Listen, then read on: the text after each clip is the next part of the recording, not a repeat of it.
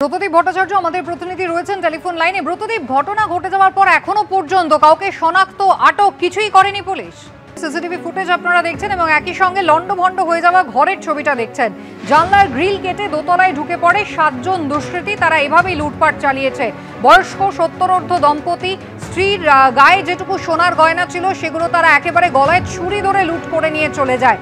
যদিও এখনো পর্যন্ত আর কি লুট হয়েছে দম্পতি স্পষ্ট করে তা জানাতে পারছেন না। সিসিটিভি ফুটেজে ধরা পড়েছে অন্তত 7 জন তারা হামলা চালিয়েছিল।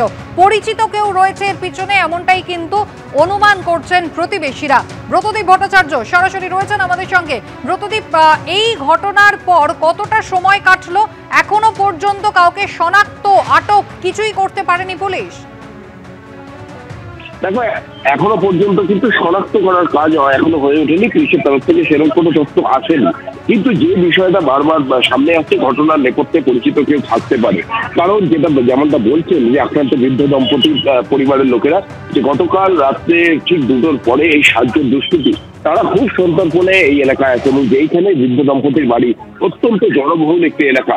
ঠিক বাড়ির উল্টো দিকে একটি স্কুল রয়েছে এবং জনবহুল এই এলাকার মধ্যে ঘিঞ্চি এলাকা, আশপাশে বাড়ি রয়েছে এবং এমন একটি এলাকায় যে ঘিঞ্চি এলাকা আশপাশে বাড়ি রয়েছে এবং এমন একটি এলাকায় যে অপারেশন চালালো, নিখুঁত অপারেশন, বাড়ির ভিতর ঢুকে অবাধে লুটপাট চালিয়ে দুষ্কৃতীরা বেরিয়ে গেল। সেখান থেকে কিন্তু তদন্তকারীদের আশঙ্কা পরিচিত কেউ থাকতে পারে। কারণ এই ঘটনা যেভাবে ঘটিয়েছে, অর্থাৎ এই যে বাড়ি রয়েছে বৃদ্ধ দম্পতি, তার একতলায় কিন্তু ভাড়াটে থাকে, কিন্তু গতকাল এই ঘটনার সময় নিচের তলার ভাড়াটে উপস্থিত ছিলেন না। সেইখান দিয়ে কিন্তু জানলা ভেঙে এই দুষ্কৃতীরা উপরে যায় এবং তারপর এই বৃদ্ধ দম্পতিকে প্রাণে মেরে ফেলার হুমকি দেয় ধারালো অস্ত্র নিয়ে এবং তারপর অবাধে লুটপাট চালায়।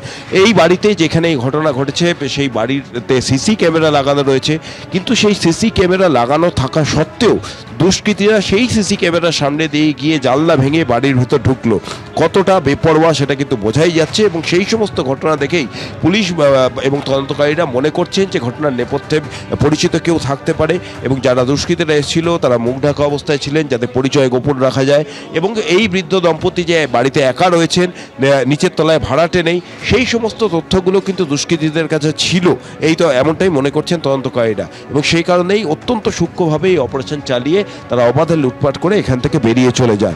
এখন কিন্তু এলাকায় যথেষ্ট আতঙ্ক রয়েছে, কারণ এরকম ঘন জনবসতিপূর্ণ এলাকা, সেইখানে এরকম একটা ডাকাতির ঘটনা, বাড়ির ভিতর জানলা ভেঙে ঢুকে বৃদ্ধ দম্পতিকে ওভারপাওয়ার করে সেখান থেকে সর্বস্ব লুট করে নিয়ে যাওয়া, স্বাভাবিকভাবেই স্থানীয় বাসিন্দারা আতঙ্কে রয়েছেন। পুলিশের ভূমিকা নিয়েও কিন্তু নানা প্রশ্ন তুলছেন।